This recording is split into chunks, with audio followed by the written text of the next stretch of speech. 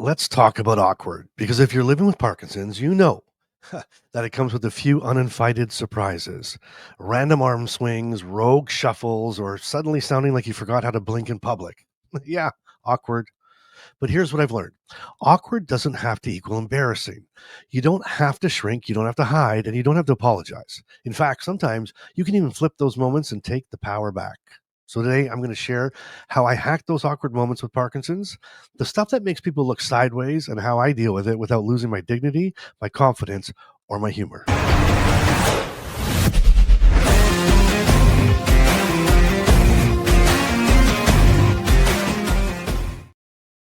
Well, welcome back, my friends. And if it's your first time here, I am so glad you found this space. I'm Bryce, and this is life.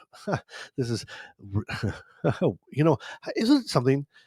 Talk about awkward moments when you forget the name of your podcast. How about that as an awkward moment? Now, I could edit this, right? I could cut this out and I could just make it disappear and never have to worry about it again. Or I could leave it in to show you that that's pretty darn awkward and I'm going to deal with it. Hmm. In fact, I have 2 podcasts. So I have Life in Motion, right? The Parkinson podcast. I do that with my buddy Brian. We do that on Sundays here on YouTube and across. It'll be coming out on audio pretty soon. But this podcast, this one today, is what is it called? Living with Parkinson's: the good, the bad, and the reality. Not bad, right? Awkward, not bad. No, who cares? Anyway, here we talk about real life with Parkinson's, the good days, the messy moments, and the stuff that no one else is saying out loud. It's about strength, community, and figuring out how to keep showing up one day at a time. And hey, if you're enjoying this kind of honest, unfiltered conversation, consider subscribing to the channel. There's no pressure, there's no expectation. Just hit that little button if you want more, if you want more of this in your life. And if you're ready to take this a little bit further, a little bit deeper, I also have a thing called the Inner Circle. It's a private membership group where we hang out once a month on Zoom, just laugh, we vent, we share, we cry. Sometimes we laugh, sometimes we cry, sometimes we do it all. Really, we talk about what's really going on in each of our lives, and it's quickly becoming one of my favorite hours or two of the month. Anyway, you're welcome there anytime, but again, only if and when you're ready. And if you're interested in something like that, you can click on the link in the description below to get you more information. Or if you're on YouTube, watching this on YouTube, you can click the join button right underneath this video. All right, let's talk about awkward. So, awkward used to terrify me. Like, truly, I'd avoid certain situations just because I didn't want to deal with the what ifs. What if my arm starts shaking mid conversation? What if I freeze in the middle of a hallway? What if someone sees me? But here's what I learned: awkward moments are only as powerful as the story we attach them to. If we treat them like proof that we're failing, then yeah, they're going to hurt. But if we treat them like that they're just part of this deal, they lose their sting. All right, let me tell you this one. This is an actual story here. I'm going to tell you. So I was sitting in a coffee shop and I was talking to somebody about life, and mid sentence, my arm decides to go freestyle. Ever been there? Ever been there? It just flies out for no reason. Do you ever do that? A jazz hand in the middle of a small talk? Huh. Now, the old me would have panicked, right? Tried to hide it, apologize. I'm from Canada, right? So sorry, sorry, sorry. Huh. And maybe even cut the conversation short. But instead, I smiled and I said, sorry, apparently my hand's trying to order its own drink. And we both laughed and the tension kind of dissolved. And guess what? The world kept turning. The world kept turning. So here's my first hack: use humor to reset the moment. If it doesn't have to be a perfect, sorry, it doesn't have to be a perfect joke, just something light to acknowledge the moment and then move on, right? Like, not, you might be sitting here going, well, I'm not funny. I can't just make a joke. It doesn't have to be funny, right? It just has to be something. Acknowledge it like it's no big, oops, sorry, acknowledge it like it's no big deal to you, and it won't be a big deal overall. Okay. And that's crazy, right? And again, I get these just flail outs. Like I'll just be sitting here, we're having a normal conversation, and my hand just wants to do it. Woo, just takes off. So anyway, been there, done that? Let me know in the comments. What's one maybe crazy thing that you were even embarrassed about, or something that happened that you might have been embarrassed about, and how did you deal with it? I'd love to hear about it. Let's get that conversation started, okay? Because I'm telling you, it's going to help people. All right. All right. Let me tell you another story. I call this one like the dinner disaster. Okay. So let's talk about meals. So a couple of years ago, I was at this fundraising dinner.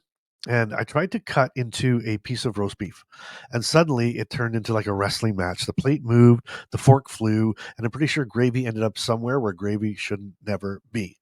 I could have been embarrassed, but instead I just said, clearly I've underestimated the cow's final act. Ooh, that sounds awful, right? Like, saying that back, it's crazy. Saying that back, it sounds like just like I booed myself, like, oh my gosh. And my daughter who is 21, 22 now, she probably would have said that that was a really bad dad joke. Anyway, jokes on her. Um, she had her wisdom teeth out this weekend, so I have her on video afterwards. It was hilarious. I might even show that in the in the members, one of these member posts, just to see it because it was hilarious. But anyway, again, laughter again, and the moment passed. So that's hack number two. Here's okay. So that's just goes hand in hand. But hack number two is this: think ahead, adapt your environment. Okay. So now I cut up food just before I sit down, or I order something easier. Right. So in other words, if I have roast beef coming, I kind of will like stand there and I'll kind of get it all set up. I don't cut a piece and have a little piece and then have a carrot and then have whatever. I literally just cut the entire thing up, and it's just easier. And I feel like I'm paying more attention to that moment as well, and I can kind of go slow and can kind of go my own pace, and I just kind of do it. So I cut it all up before right I'm ready to eat it. Or again, I don't order roast beef sometimes, especially if I'm wearing a suit and it's something I really want to pay attention to because I have to pay attention when I'm eating, right? Like, and someone in the back said, "Amen." anyway, um, anyway, but it's not because I'm ashamed. I want to be really clear about this. It's not because I'm ashamed, but it's because I'd rather enjoy the meal and then fight with it. Like, I'd rather enjoy the night, enjoy the meal, and rather than fight about it, and rather than fight about it and fight with it. So adaption is power, not failure. Okay, adaption is power, not failure. Okay. Then how about this one? How about the look? Hey, you know it. You know it. That tilted head, that raised eyebrow, like, are you okay face? I've had it thousands of times in line at the store. I've even had it on stage in a Parkinson's panel. Right. And what's wild is sometimes people, they don't even realize that I have Parkinson's. Okay. I've had folks approach me after I moderate a full event. I've moderated the entire thing. I tell my story. I talk about my medication and everything. And people will come up to me and they'll go like, "Wow, that was amazing. Do you have someone in your family with Parkinson's?" I'm like, "Buddy, that's my story, right? That's my story. What are you doing? Were you not paying attention? What's going on here?" But it used to mess me up, and I've said that many times. That it used to mess me up. And now I just say Parkinson's is weird. It doesn't always look the way you think it will look at all. So, hack number three is this: set expectations when needed. So, a quick explanation said with a calm and confidence goes a long way. All right, here's another story. This I'm like full of stories today. It's story day. I've been kind of under the weather. My nose is kind of plugged, so whatever.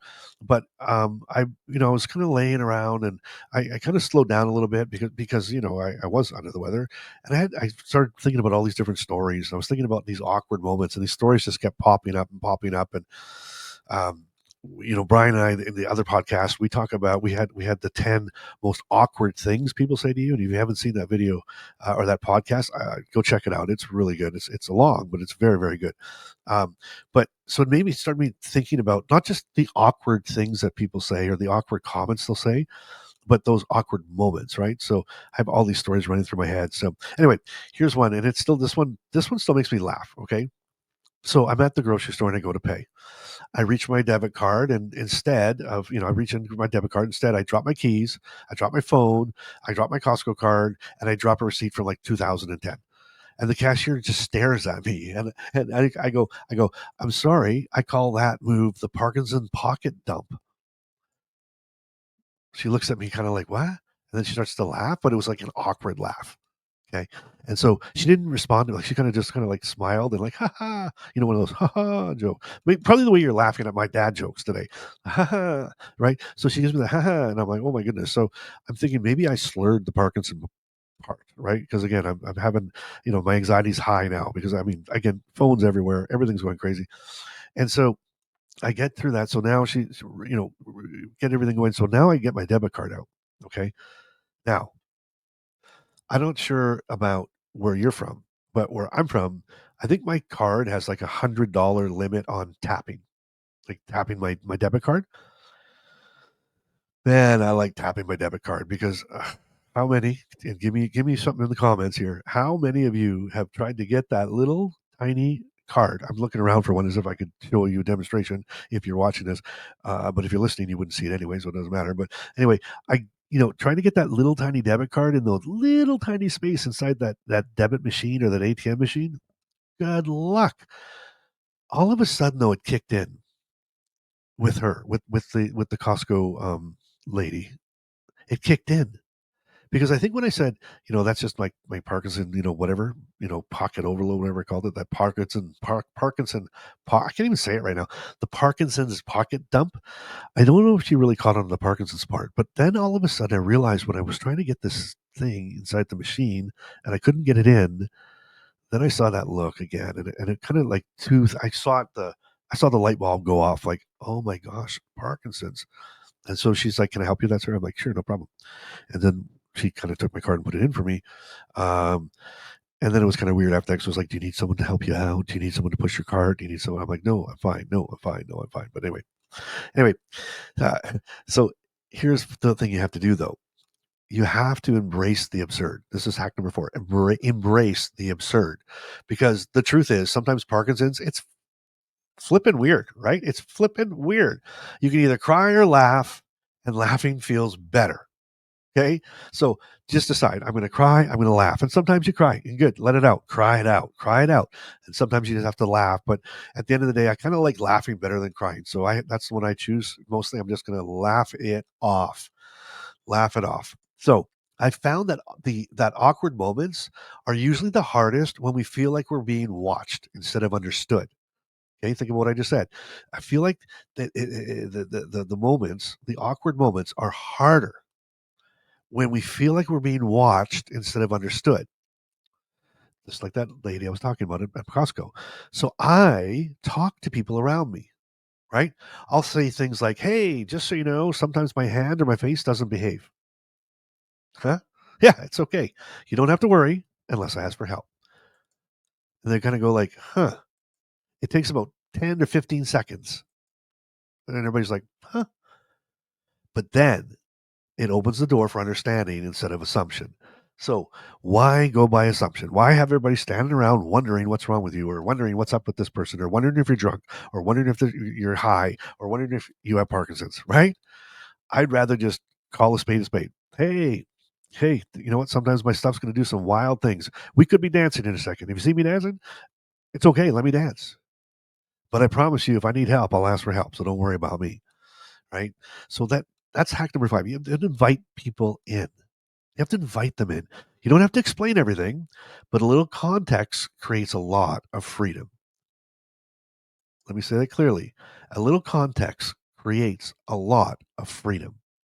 And I normally do that hack at restaurants. So with the waiter or the waitress, because I know ultimately whether I'm going to go be paying for something, paying. There's my what am I paying? Whether I'm going to go pay for something, or whether I'm going to get my drink or spill my drink, or who knows what's going to happen? Who knows, right? Who knows? But prepared. So I just kind of stated out front. Hey, by the way, just going to give you a heads up. you know, here's where I'm at. So anyway, if I need help, I'll ask for help. If not, laugh with me. Join me. Let's do it. But let me say something, and I want to say this really, really clear. Okay, you are allowed to be awkward. You're allowed to fumble. You're allowed to shake. You're allowed to freeze. And you don't need to apologize for existing. You're more than your symptoms. You are not a problem to be managed. You're not. You're a person learning to navigate something that's unbelievably complex. And you need to give yourself grace. And when you can smile through the chaos, because awkward might be unavoidable, but shame is optional.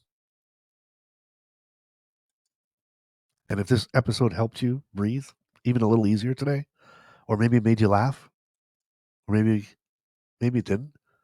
Maybe you gave me a ah or boo. Like it anyway, please.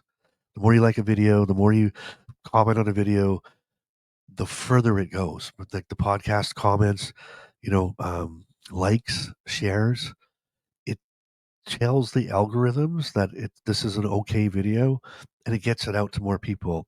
And this is an amazing community here. And when you jump in and you like a video or you start, commenting and you jump in like that, we see this big spike because it goes out to other people that are looking and searching for help like this and looking and searching to talk about Parkinson's in real life. And you know what? If you ever need any encouragement, look through some of the comments. I cannot tell you, sorry, like I cannot tell you how many comments are like, I just found you. I just found you. I just found this community. I can't believe that all these people, even in the comments, are talking so openly and free. I've never seen anything like this. You're a part of this. You're a part of this. So let's not stop now. Let's not stop now. Help me. Help me. Help me. Help me reach everybody. Help me reach more. And I'll help you. I want to help you as well, right? So give it a like, give it a share, and leave that comment, right? And hey, you know what? You know what? I read every single comment, every single one of them, and I reply to every single comment personally. Every comment I reply to personally. Now, I would apologize in advance. I know because you guys are so amazing and awesome. This channel is exploding. This podcast is exploding. I cannot get over the explosion that we're having. I mean, we're getting 50, 60, 70 new people every day. So give me a bit of grace, please. I was sick. I was sick this weekend. My daughter had her wisdom teeth out. What a week! What a week I've had. So I was a little behind in the comments, but I think I've caught up. And if I missed some or I'm still catching up, please bear with me. I will do my very best to get there as fast as I can. But every single comment is important to me. Every single one of you is important to me. And hey, if you haven't subscribed and you're still here right now, hit that subscribe button. Click the bell though and turn on the notifications so that every time a new podcast or a short video or any video is dropped, you'll be notified. Okay. Um, Now, if you haven't subscribed, right, do that. It's a great time to do that, but you don't have to. There's no expectations here, none at all. And if you want more content that feels like a conversation and not a lecture, this is your space. And if you're looking for something even more than that, something more connected, I'm telling you, join the Inner Circle. Come join me. It's a live Zoom call. We do it once a month with people just like us. And it's real. It's just real. I share, I'm in there talking about my stuff too. Okay. And then, you also get easy or early access, but I'm doing some behind the scenes stuff as well. And those are just not the type of things you can put on the channel that go out everywhere. So that's why, I mean, I don't make money from this podcast or this channel, this YouTube.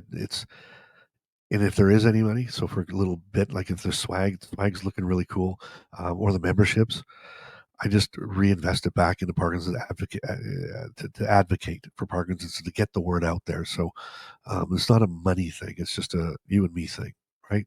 It's like a commitment for both of us. So anyway, there's no pressure at all. I love everybody. Everybody, I love everybody, and I want to be here for you, no matter what stage you're at, or no matter where you're at in life. Okay, so no pressure, just presence. That's all I ask is presence. You don't have to show up perfectly. You just have to show up. Hey, the next one's coming out really soon. I might even drop 2 this week.